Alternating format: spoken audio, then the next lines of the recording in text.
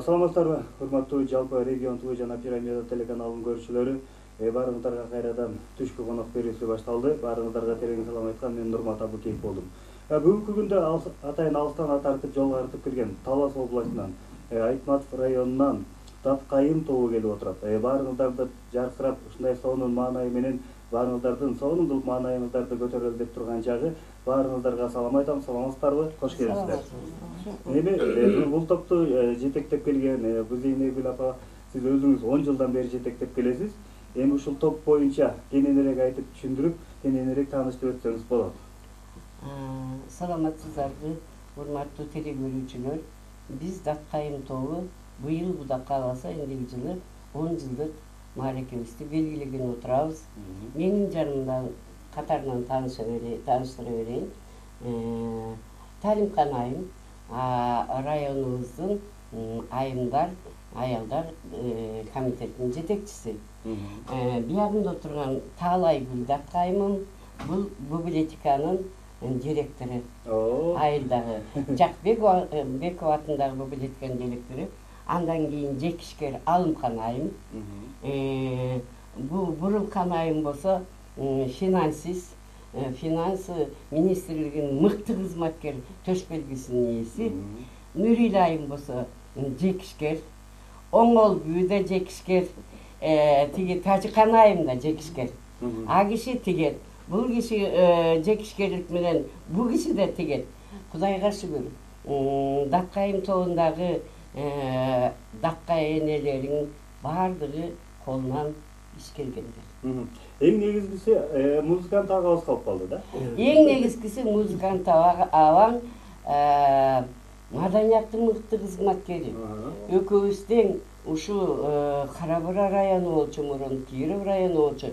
Азыр Айтматов району болду. Кудайга шүгүр, ошол жерде экөөбүз тең ошол жерден карып маданияттын мыкты кызматкери деген наам алганбыз. Биздин топтун музыка. Абдан жакшы.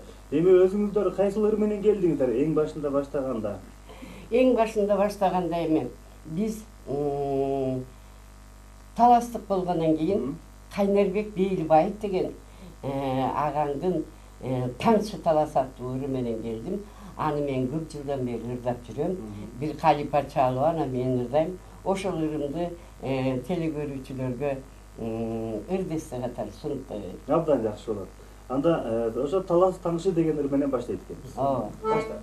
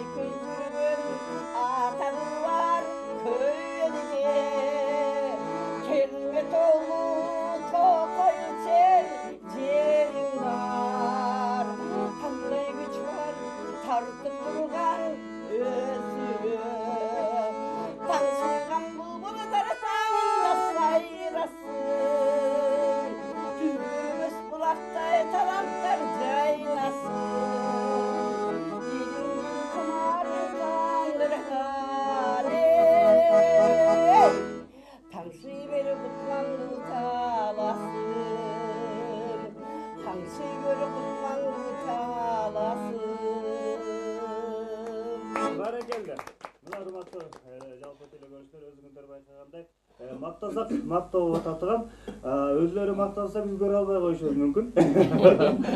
Бирок чындыгында силердин өзүңүздөргө ушундай таланттар көп. Айткандай көптөгөн баягы чыгаан инсандар да силерден баардыгы кыргыз элинен, бирок талас элинде эң баштаганда эле биз Манас Аталыдан деп баштайбыз да. Ошентип эле макташка жетсе болот. Азыр болсо кийинки сөз кезегин, ыр кезегин кимге беребиз? Ыр кезегин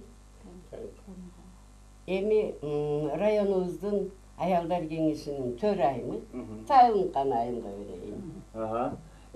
Тайылымкан айым дагы буюрса азыр сизден кем калышпай ырдайт деген ойдомун. Ооба. Баштадык анда.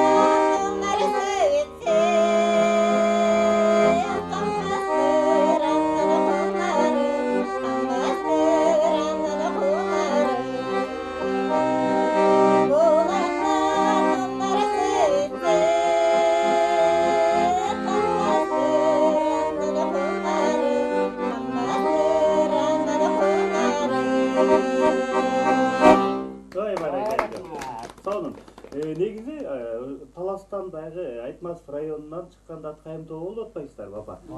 Ошол жакта мисалы үчүн баардыгы тең ошо Талас чергесинин кыздарыбы же башка жактан келин болуп келгендер дагы барбы? Жок, баардыгы Таластан. Таластан сайла. Ошол жакта төрөлүп, ошол жактын суусун ичип, ошол жактан чоңойгондор. Ооба. Мен мисалы үчүн кошулуп калат. Нарындан келген дагы бир таланттуулар келип кошулуп калат. Сиздер болсо таптаза таластыктар экен. Эч кандай аралашма кошулмай жок. Эми башка жакка эмне бар дейт? Азыр эми ыр кезегин Нурила айымга берели. Нурила айым Жусуп акеңдин жубайы. Музыкалык билими бар, Кудайга шүгүр. Балалуу, чакалуу балдарынын баардыгы искусство жагында иштешет. Искусство менен алектенет. Нуриланы угалы. Жарайт. Эми Нурила жакебиздин дагы мындай төш белгилери көп экен. Кут болсун. Кут болсун. Анда кийинки эмне деп ырдайбыз? Эске салат атенем деген Токунушбай.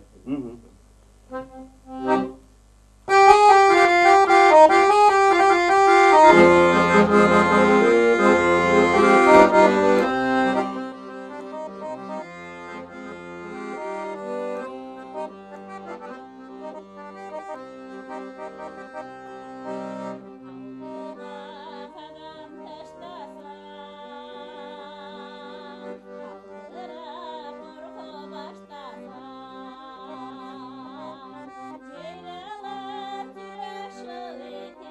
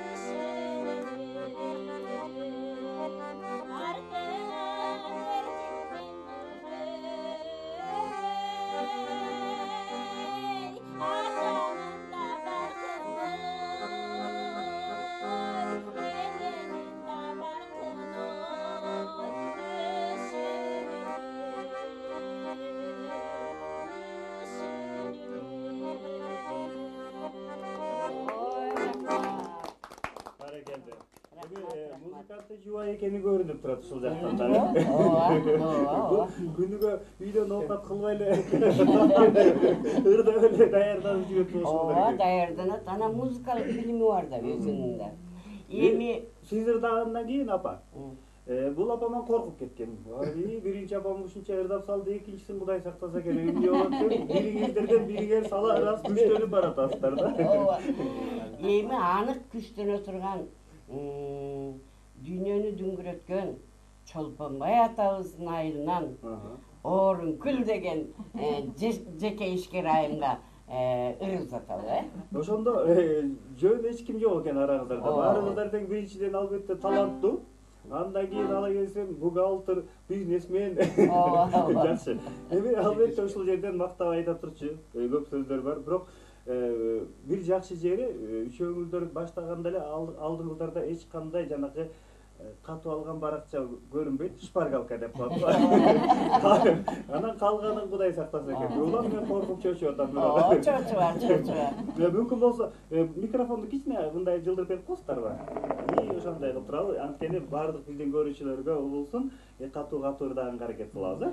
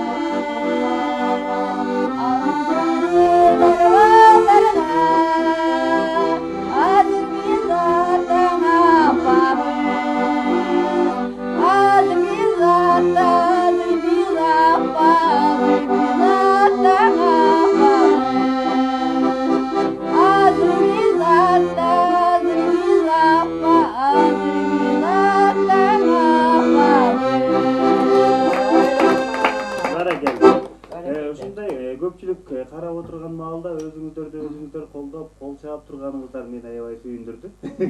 Көпчүлүккө келгенде мен да кыйналчу элем, ой бири-бириңерге жардам берип койгула десем, талаштыктар кыйын болот экенсиздер. Эми Кудайга шүгүр, Нурмат айланайын, 10 жылдан бери ушуларды жетелеп, баардык нерсени үйрөтүп жүрүбүз да, Кудайга шүгүр. Ушул Даткайым уюшулганда биринчи күндөн баштап катышкан катышуучум Таалай эжекеңе сөз берели. Таалай бир экөөбүз сөз сүйлөп, анан ырдап кой айланайын. Ушул топ түзүлгөнүнө 10 жыл болсо, ошо 10 жылдан бери сиз барсыз Таалай. Жакшы экен. 14-жылдан бери эң биринчи Талас облусунун 70-жылдыгы болуп, ошондо Атай кароо конкурсу өткөрүлгөн. Кароо конкурста команда болуп түзүлгөнбүз да. Датқайым командасы болуп түзүлүп, ошол жерден биринчи орунду жеңип алганбыз.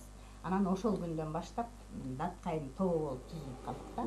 Буюрса мына 10 жыл болот. 10 жыл болот экен, буюрса 9 жыл.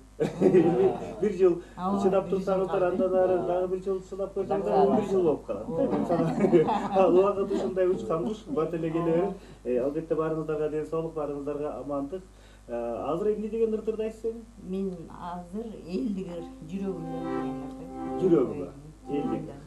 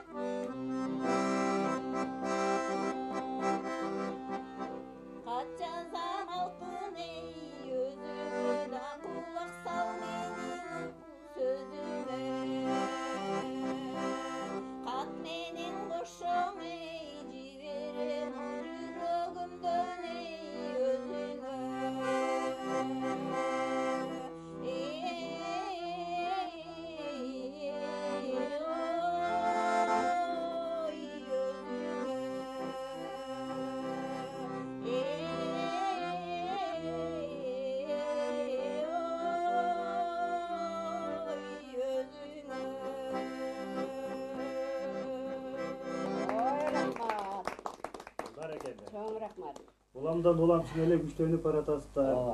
Негизи өзүңүздөрдүн айтканыңыздар боюнча 10 жылга жакындап калган убакыт экен. Эжекем да айтып өттү, ушундай болуп бир жерге барып ырдап, анан жеңишке, ийгиликке жетишип, анан ошондон баягы Кара Буура районунда деп калчу дегендер, эми Айтматов районунан деп катуу баса берели деп айтып калган чагыңыздар экен. Бул дагы албетте жакшы. Анткени Чыңгыз Айтматов атабыз дүйнөдүн дүңгүрөткөн кандай залкар жазуучу. Азыр болсо кезек кимде? Азыр эми кезекти ошо биз биринчи эле жылы уюшулуп элге аралап Советбек бизди Чуңкурчакка алып келип ырдатып келип кеткенден кийин бизди көрүп анан ошо Алымкан айым кошулган. Бул киши ошондо кошулган бир жылдан кийин. Алымкан айым Жекишкер. Менин группамдын солисткасы. Алымкан айымга берели ыргесеги. Мүмкүн болсо микрофонду жакыныраак кылып койгула, ошо алдына коюп, анан өзүңүз жөнүндө да балким дагы ушул топтун эмне жоошу сиз окшойсуз. Жооштасаң болбойт. Андай жерде жоошу эле мына коллективди өстүрүп. Мен да атайын көрүп туруп айтып атпаймынбы? Ушундай көптөгөн айымдар үйдө анан мындай команда коллективдин арасында жүргөндө бакышкача болуп калат да, эфирге киргенде ушундай жоошу. Анан дагы бирдеме кечирип кой Алымкан, дагы бирдеме айтып кетким келет. Ошо бир чоң себептер менен Анаш деген ошо биринчи эле катышкандан баштап келип жүргөн Анаш деген айым ошо келе албай калды. Ал эми Кудайга шүгүр чоң сахнадагы Амановалар менен теңелип ырдап жүргөн айым. Кудай кааласа эми ырын угуп көрөсүң, дагы келербиз. Буюрса. Мен да бир нерсени айта кетейин. Биз быйыл Ошто Малашчылардын 7-чи фестиваль болду. Ошол жерге Гүлжейна Эмежекебиз, мен да бир директор келин болчубуз бар. Кыз узатуу салтынан биринчи байге 70 миңди утуп келдик. Буюрса биздин жеңиштерибиз көп. Алдыга койгон максаттарыбыз да буюрса жакшы. Мен азыр Кыштак четинде деген чыгарманы ырдап коеюн. Рахмат. Кыштак четинде.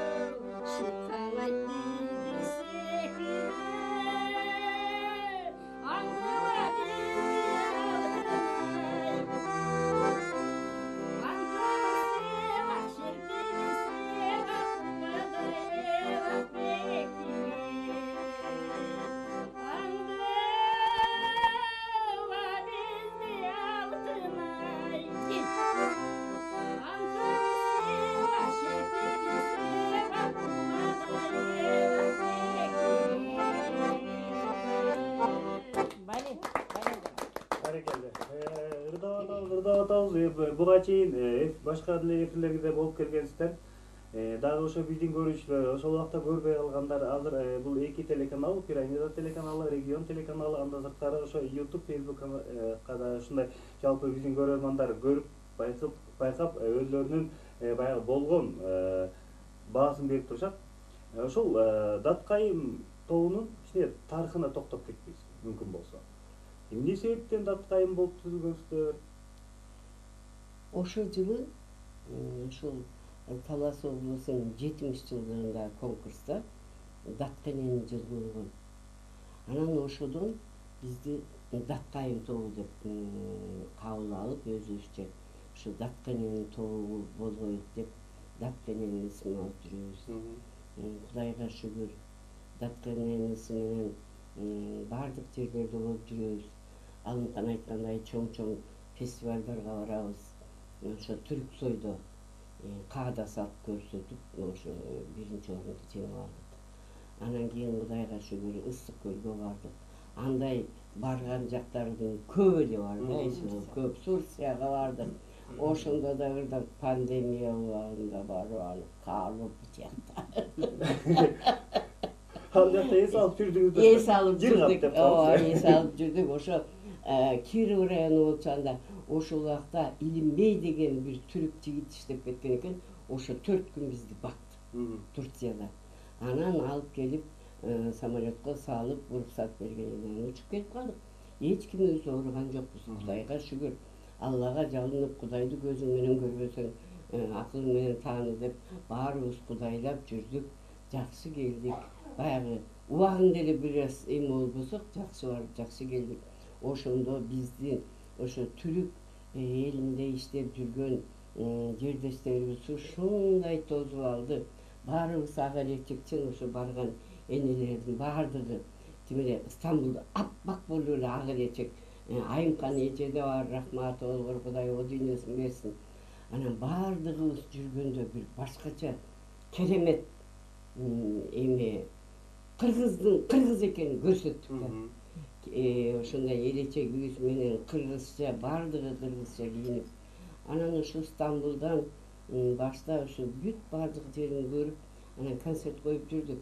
Анан концерт коюп, кечинде концерт койгондо ошо барган жердеги кыргыз диаспоранын чоңдору баардыгы келип, ыраазычылыгын билдирип, ошол жакта иштеп жүргөндөр келип жүрдү. Анан кийин Кудайга шүгүр, анан Түрксойго барып калбадыкпы, Түрксойдон жеңдик, Кудайга шүгүр.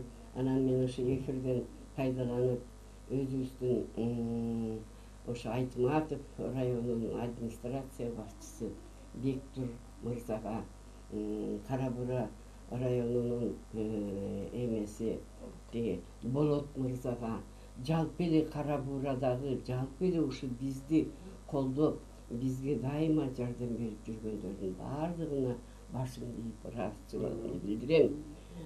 Жакшылык болсун, жакшылыктарда ошентип энелерди колдоп койгонуна биз ыраазыбыз. Дүйнө жүзүндө жер эненин бетинде тынчтык болсо экен, энелер ыйлабаса экен, биздин бир эле ырдап жүрбөйбүз. Биз Кудайдан жакшылык тилеп, эли журтубузга жакшылык тилеп, баардыгыбыз ушу жакшылыктарды тилеп жүрөбүз. Мына биякта районубуздун төрайымы отурат, эмне бир эме өткүзөт, ушундай мероприятиялар, иш-чараларды. Ошондо катышабыз. Анан деги эле эме болгондо ошо районубузда кандай мероприятие болбосун, ак элечегибизди кийип, ак ниетибизди, ак батабызды берип жүрөбүз.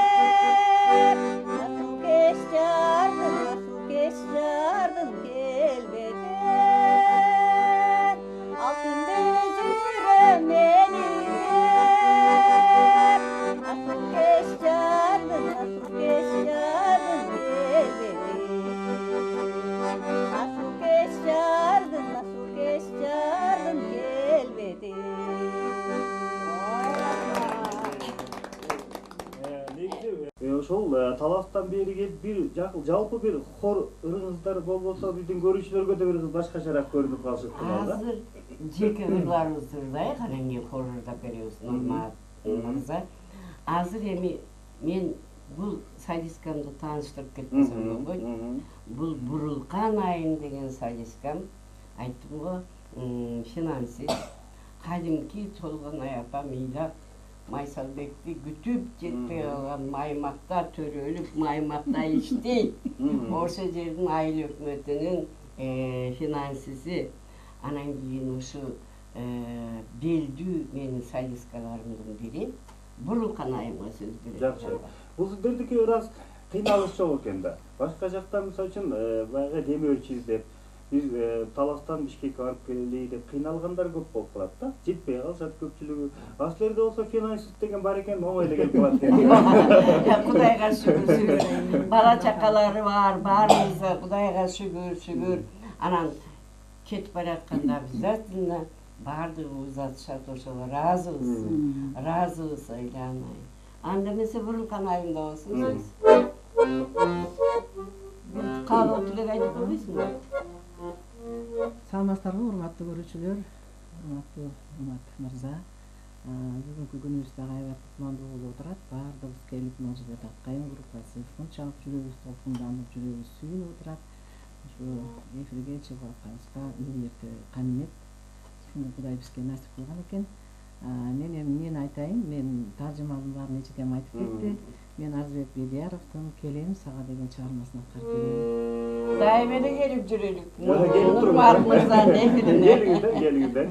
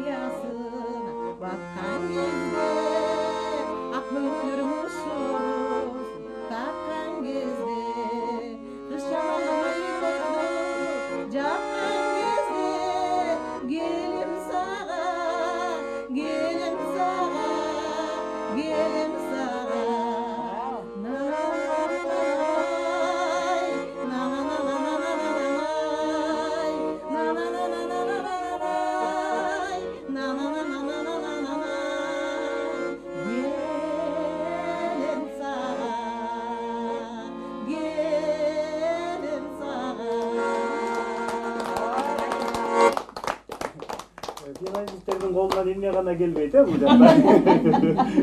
Үнүңүз дагы өзгөчө экен чындап эле. Сиз адашып барып алган окшойсуз.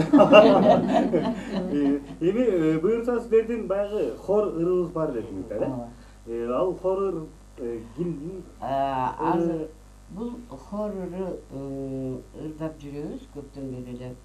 Бул Даккайымда баардыгы Кудайга шүкүр келин жумшап калган энелер. Анан баарыбыз эле кайненебиз.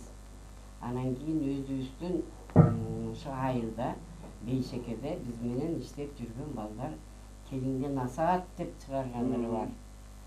Менин айтып койчу. Кубатай деген мырза бар. Оон чыгарып жүрөт. Анан ошо Кубатайдын ырдап берейик. Анан жалпы эле ушу биздин ошо культура тармагында иштеген маданият бөлүмүнүн башчысы болуп, баардыгы ошол жерде комузчулар, ака женистер баардыгы бизге Жусуп акең болуп, баш болуп, баардыгы жардам беришет. Аларга да чоң ыраазычылыгымды билдирем. Ишиңерде ийгилик болсун, совет, сен жетектеген ушу отдел культуранын дүйнөнү дүңгүрөткөн ырчылар, чебер комузчулар чыксын. А жерде атага алыска кеткен биздин комузчубуз бар. Кудайга шүгүр. Акмат деген комузчубуз бар. Ал республика боюнча бардык комузчулардын жеңип алган. Көп болсун. Биз да куттуктайбыз. Рахмат айдым. Анан ошо эми Кубатайдын келинге насаат деген ырын ырдап берели. Жарайт.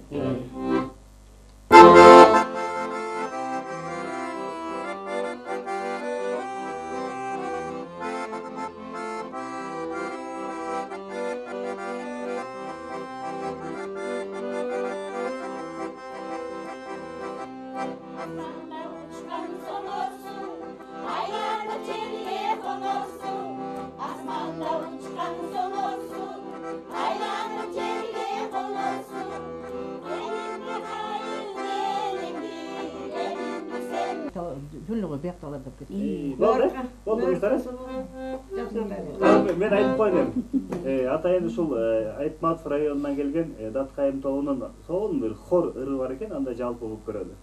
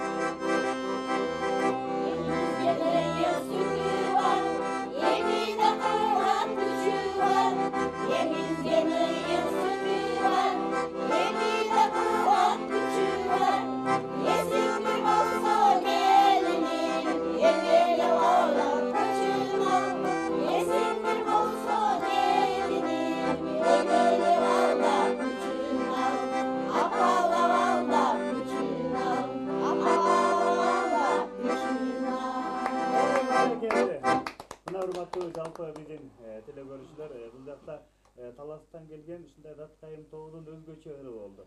Акылың болсо келиниң апалап алдап күчүн ал деп мындай өзгөчө. Кийинки келгендечи негизи жалаң эле ырлардын көпчүлүгү 90 98% бул айымдарга, апаларга, же болбосо кыздарга деп арналат. Бакыш эркектерге бир эки эле. Ичпечи ата-ананын да бир эки элери бар да. Ошол сыяктуу болгон элер бар. Сиздер күйөө балдарга бир насаат дегенди чыгарып берсеңиздер абдан жакшы. Буюрса, буну накесип наамат кайтайлы. Накесип чыгарып берет ошо кайтайлы кара буранын автары. Ошентип эле айымдарга, келиндерге күч келтире бербей, күйөө балдарды да бир тартипке сала турчу. Ошондой ырлардан ырдап берсеңиздер кийинки келгенде. Ушул сиздердин хоруңуздарды угуп алып, биздин башкы режиссерибиз, главный режиссер деп коет бизде. Ошо Бакай деген жигит дагы бир хору болсо жакшы болот эле суранып атат. Мейли, ырдап берели. Кайсыл ырдап бересиздер? Жыргалымды ырдап берели. Жыргалым.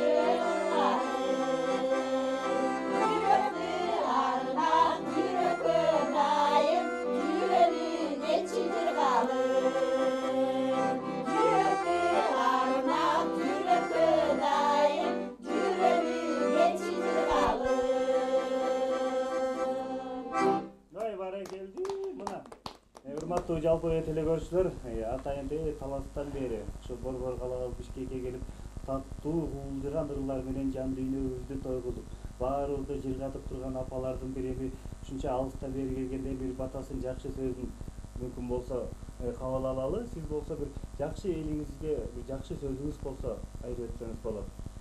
Ой, рахмат, рахмат. Урматтуу телекөрүүчүлөр, урматтуу эли журтум, калдайган калкым, сиздерге кааларым чын ден соолук, узун өмүр, бакубат турмуш, үйдө бала чакалар күлүп жайнап, ошонун маңдайында ак элечек энелер сүйүнүп, аталарыбыз сүйүнүп, эли журтубузда тынччылык болуп, кагылайын Кудайдын коругунда болуп, Кыргызстаныбыз гүлдөп, өнүгүп өсүп, Кыргызстаныбыз гүлдөп өнүгүп өсүп турган үчүн Кудайга шүгүр, ак элечегибизди кийип алдыңыздарга келдик. Алладан кааларыбыз сиздерге жакшылык болсун, эли журтунда жакшылык болсун. О кагылайын Кудай, биздин кыргыз элибиз өнүгүп өскөн мамлекеттердин катарындагы мамлекет болсун. Мен ушуну каалар элем, айланайын. Чоң рахмат. Айтканыңыз келсин, урматтуу телекөрүүчүлөр, дагы бир жолу Талас областынын жаңы коюлган аты менен Айтмат районунан келген Даткайым тобу болду. Баарыңыздардын маанайыңыздарды көтөрдү деп билели. Баарыңыздарга ишиңиздерге ийгилик, жашооңуздарга жакшылык, балдарыңыздардын, небере чөбөрөңүздөрдүн урмат сыйын көрүп, ушундай элибизге кызмат кылалы деп жаралгандан кийин эфирге бат-баттан келип туруңуздар, кызматты кылып туруңуздар, ден соолукта болуңуздар. Алып баруучу мен Нурмат Абыкеев, ошондой эле биздин башкы режиссер Бакай Эгем уулу болду. Эгер биз менен байланышабыз десеңиздер, экрандын астында телефон номерлерибиз жазылып турат. 0551 36 51 15 деген номерге байланышсаңыздар, дал эле бизге чөздөр дагы. сиздердин кандай талантыңыздар, өнөрүңүздөр болсо эфирге чыгарганга, эл алдына алып чыкканга биз да колдон келген жардамыбызды беребиз. Дагы кийинки көрүшкөнгө чейин баарыңыздарга